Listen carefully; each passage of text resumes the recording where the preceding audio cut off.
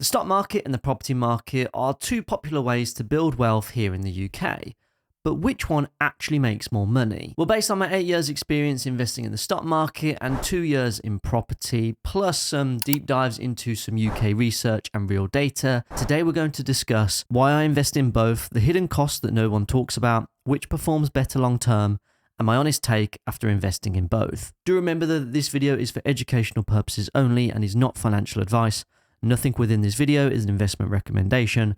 Always do your own research, and when you're investing, your capital is at risk. Okay, let's start with why I invest in both. Look, there are lots of different benefits to owning stocks and investment property, but it's not quite as easy as benchmarking one against the other, because as two individual asset classes, they both have unique characteristics, and therefore it's not exactly like comparing apples with apples, and instead we're more comparing apples with oranges. But here are a few of the reasons why I buy both. Let's start off by talking about the stock market. First one being that it's got low entry and ongoing costs. Unlike property investing into the stock market has probably been as cheap as it's ever been thanks to the rise in low-cost or commission-free brokers and investment platforms here in the UK. Equally, the investment product market has become more competitive, with the expense ratios or ongoing charge figures for some exchange-traded products only being as low as 0.07%. Do always take a look though at your broker's fees and charges on their website, as there are other costs associated with investing that you should be aware of. And it's those costs or lack of them that make it appealing,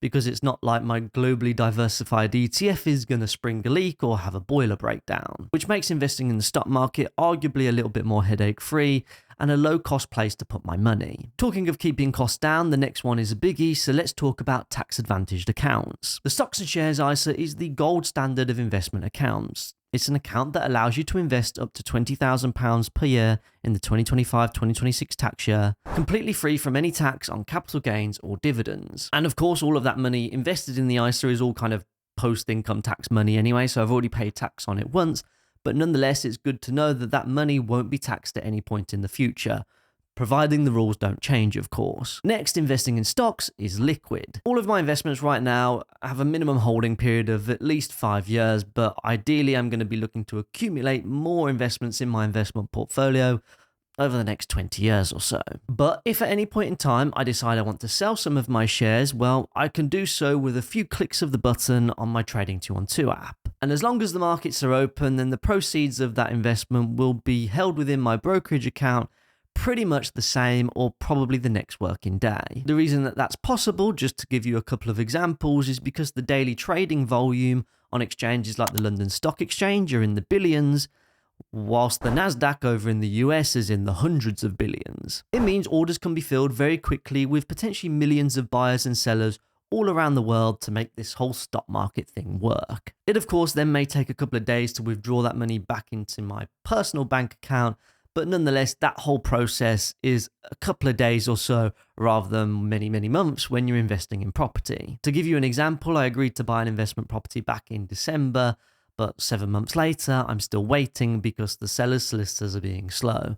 And it doesn't look like we're going at any rate of knots as at the latest update. So whilst property investing doesn't, of course, offer me all of the same benefits that stock investing does, there are some benefits to property investing that are still very much attractive to me. First benefit being inflation-linked income. According to the ONS, the average rent in 2015 was £918, but as at the end of 2024, well, average rent was £1,327 per calendar month. Over this 10-year period, rent has therefore increased by 3.71% per year. Now, when you compare that to the Bank of England inflation calculator, well, inflation has actually risen during that same period at 3.3% per year, meaning on average, rental income has slightly outperformed inflation when we look at this purely from an investment case. This therefore makes it an attractive source of income when I think about my own and my wife's retirement. The next benefit is that it's leveraged. Now, leverage is a little bit of a dirty word in the investment world. It very much screams high risk and the high probability of loss, and that can very much be the case if it's used and abused in an uncontrolled way.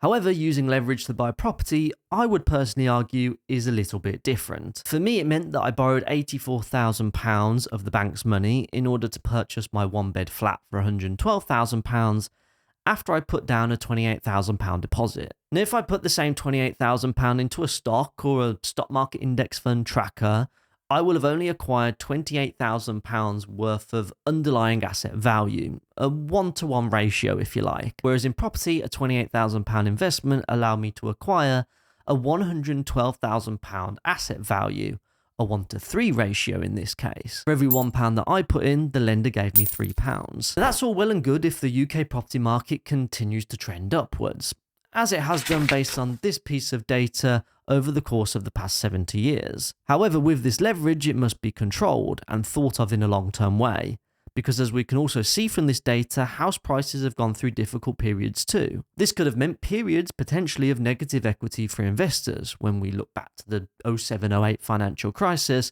where the UK property market prices fell some 20%. So leverage is certainly a double-edged sword, and whilst I do currently have a mortgage on my investment property, it will be something that I look to pay down over the coming years ahead, and potentially even get rid of the debt altogether. Then finally, we have control. Perhaps this is more of a psychological thing, but one of the big benefits to investing in property, for me anyway, is that it's something physical that I ultimately have control over. I get to choose the property and its location, I get to negotiate the deal and the price, I choose how I want to renovate it, and then I'll work with an estate agent in order to ensure that it's rented out correctly. All of these things can contribute to it being a better or worse investment, depending on the underlying quality of the asset which I've bought. In contrast, when I buy shares in a company, I have no control whatsoever. I have no control over those day-to-day operations, the future strategic direction of the business, or even how it's going to respond to some kind of crisis. In essence, when I invest in a stock, I'm simply along for the ride, and I just have to trust the management team that are currently in place. Objectively, when I look at the benefits, it's not necessarily a case of one or the other. It's a case of one and the other if I can. It diversifies my investment portfolio, and it also allows me to use some of my YouTube business funds to fund that property investment portfolio venture. Now let's talk about some of the hidden costs that nobody talks about. Stock investing is fairly transparent. I can go onto my broker's website, I can take a look at their fees and charges, and get a fairly good idea on how much investing is going to cost me. However, with property investing, it can be quite different. 2024 research from Compare the Market has revealed 70% of households have been caught out by the surprise costs and fees when buying a home. The average cost for those hidden fees work out to be a whopping £5,837. And whilst this research conducted is very much from the homeowner's perspective, as a landlord or an investor, you're still very much the homeowner too, so the same fees and charges very much still apply. Those being the 41% of homeowners caught out by the £1,521 in legal fees, or the mortgage arrangement fees of £1,242, which is actually pretty low based on some of the figures that I've recently seen to refinance properties through my limited company. And of course, then you've got one of the biggest ones, which is unplanned building works at £6,825. That's before we get onto the higher stamp duty rates for second properties and the rising bans as property prices increase. Or even the obvious ones like the tenants don't pay their rent or they damage the property, causing thousands of pounds in repair costs. Perhaps it's the unexpected cost with the government's Warm Homes Plan, where all private tenanted properties will need to have an EPC of a C or above by 2030, which is up from an E, which it is right now. It's even worth considering the void periods between tenancies. For me personally, I've had 2 tenants within my investment property, and within the first tenant leaving and the second tenant moving in was a period of about 2 or 3 weeks, which it was ultimately costing me money because I wasn't getting any rent during that period of time. Ultimately though, each property investor will have their own unique experiences, some good, some bad. Overall, it's very difficult to quantify all of these hidden costs associated with property ownership. And instead, I would argue it's something that can be more quantified through experience. For me personally, I've been quite lucky in the 2 years that I've had my rental property.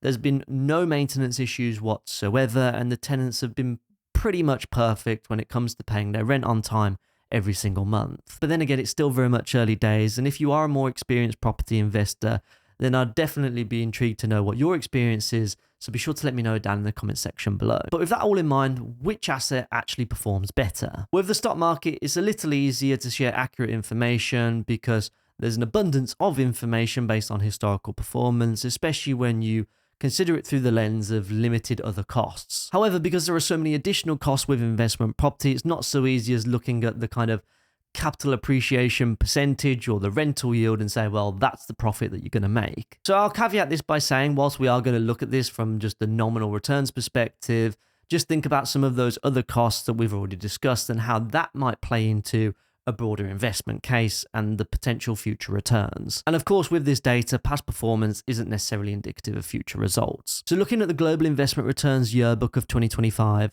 which is a piece of research from UBS which looks at the past 125 years worth of market data, it shows US equity market returns have averaged at 9.7% per year, whilst UK equity market returns have averaged at 9.1%. Whereas data provided by Nationwide over the past 70 years shows that average house price growth has been 8.33% per year. Now, when you add rental profits into that at, say, a yield of 2% per year, that brings that into a ballpark figure of about 10%. Now, I'm not going to lie, I was a little bit surprised by this, and I actually thought that the stock market would actually provide far greater returns than that of the property market.